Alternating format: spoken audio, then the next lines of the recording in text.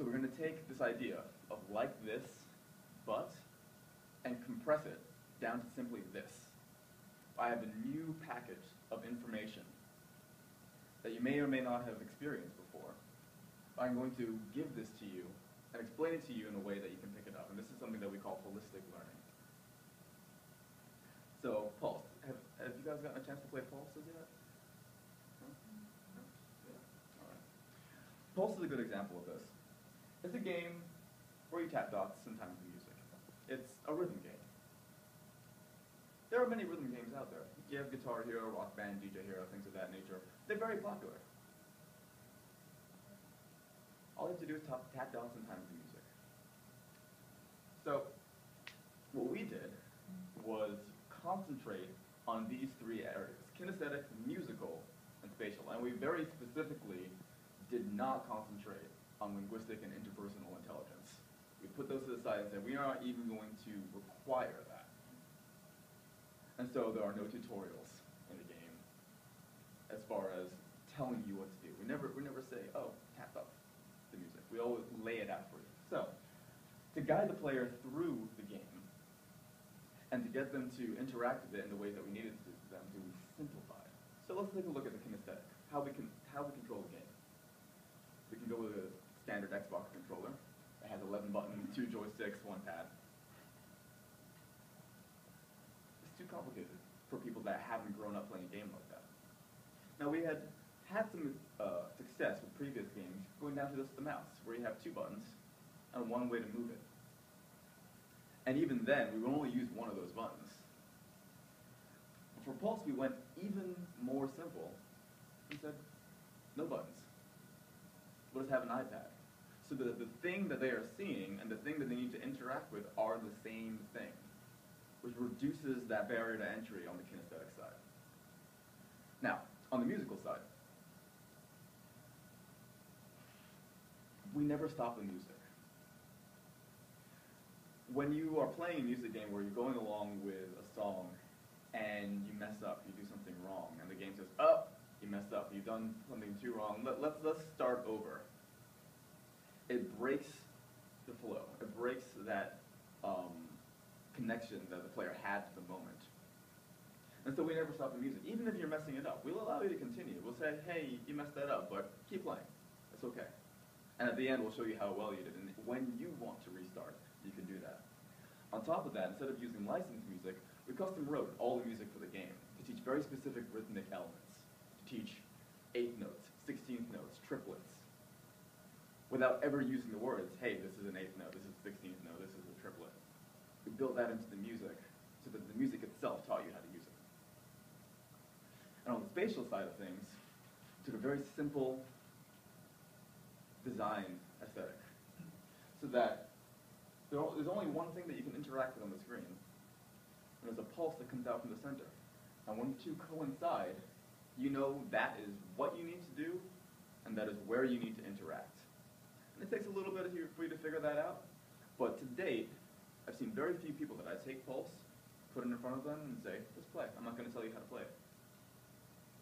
And by the end of the first level, they know what they're doing.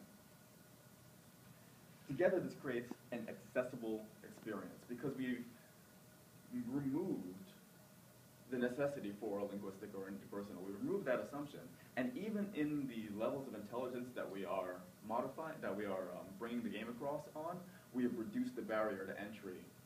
We have reduced the level of intelligence needed to get into the game. So to make the games more accessible, you engage multiple ways to learn, and you couple that with a decree to not punish the player.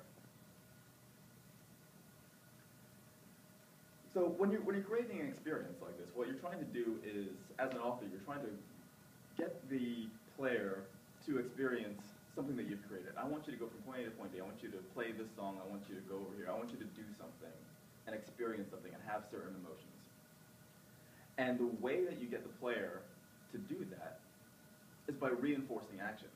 Now, there's positive and negative reinforcement. On the positive side of things, you can say, hey, you've made some progress. You've leveled up. You've got an achievement. You got a high score. You're winning. On the negative side of things, we have death. Your players that you have to start over again. You have restarting levels, increasing difficulty past what somebody's intelligence can handle at that moment, and generally saying, you've lost. Now, negative reinforcement isn't the worst thing in the world. It can be good to prevent a player from doing something that you don't want them to do, but too much of it, especially on an axis that you are not strong on, is devastating for the player. Because all you're telling them is, you can't play. You can't do this. You are incapable of doing this. And that, again, ruins the experience of play, ruins the learning experience. Now, when you go back to the positive side of things, and you reward skill, and you reward creativity, then you've created a positive reinforcement. You've created a reason for them to continue and a reason for them to augment the intelligences that they may or may not be lacking on. We do this by never telling the player what to do, but instead creating an environment where they can figure it out for themselves, an environment where they can come in and play with the tools that they've been given and learn. So, Auditorium is, I think, our strongest example of this. How many of you got a chance to play Auditorium? All right? It's a game, you bend streams of light, you fill containers, you hear music. It's a unique experience, it's a simple experience. There's no death, there's no time limit, there's no losing, no tutorials, no text, no dissonance. You cannot make it sound bad, you cannot do anything wrong. There is zero negative reinforcement in the game. Now this has, you can be right. You can beat the level. You can beat the game.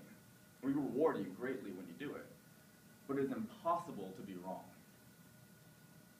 Now, this sort of idea of a space where it is impossible to be wrong has tremendous social implications, especially in this case for me, because for those on the spectrum, when you consider the person, not the patient,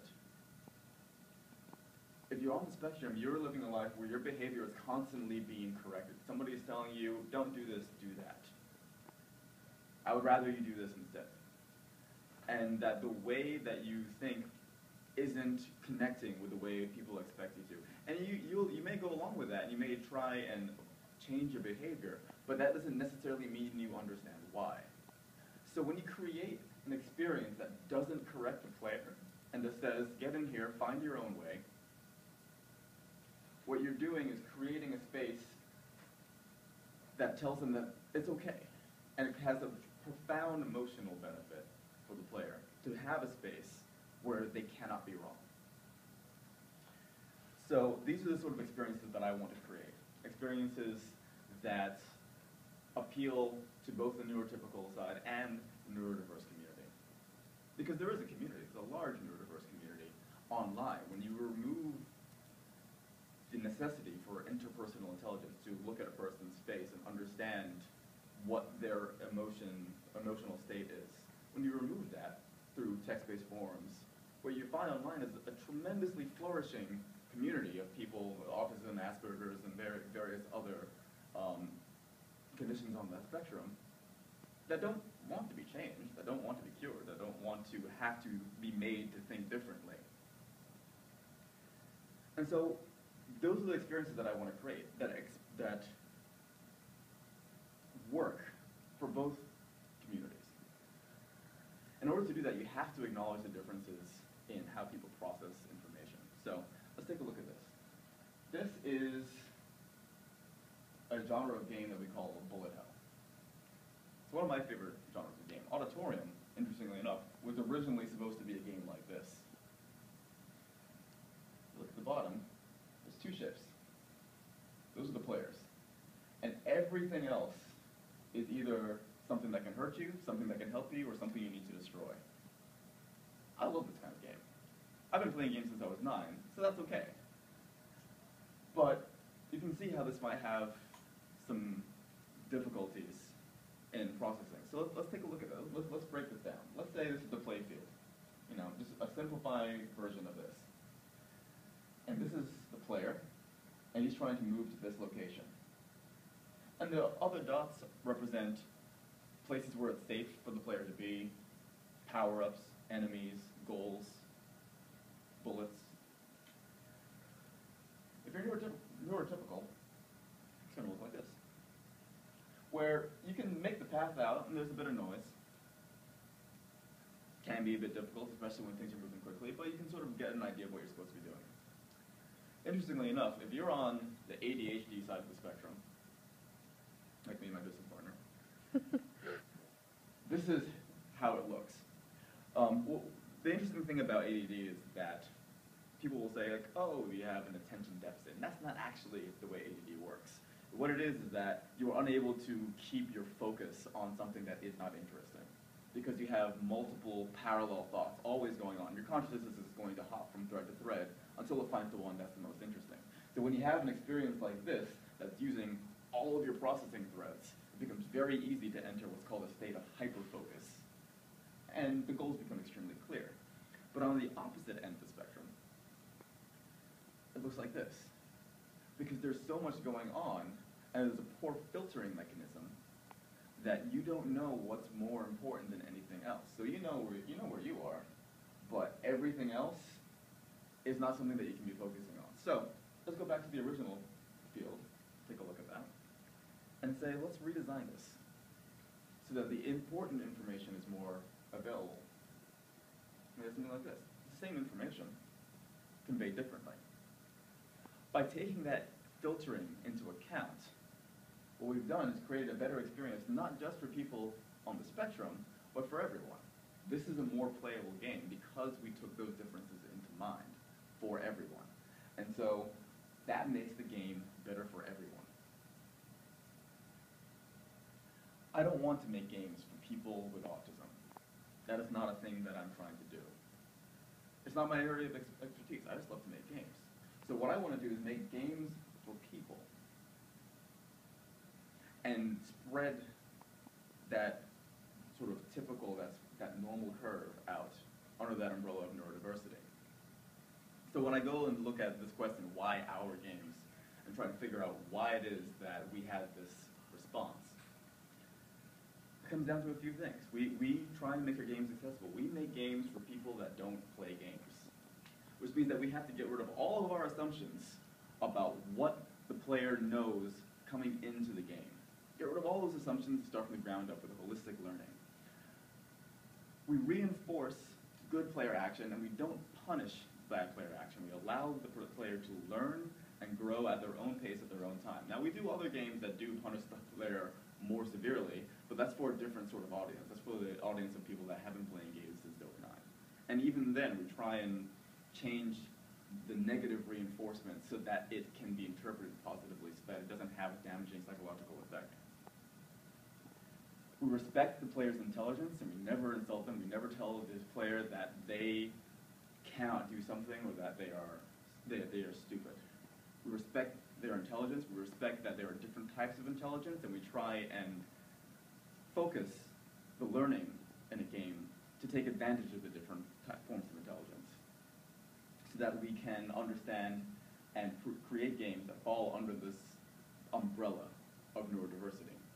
And by doing these things, at the end of the day, when we finish the product, what we have is something that allows the player to enter a state of play, a childlike state of play, where anything is possible and they can always learn. And when we do this, we create shared experiences, then we can play together, and then we can learn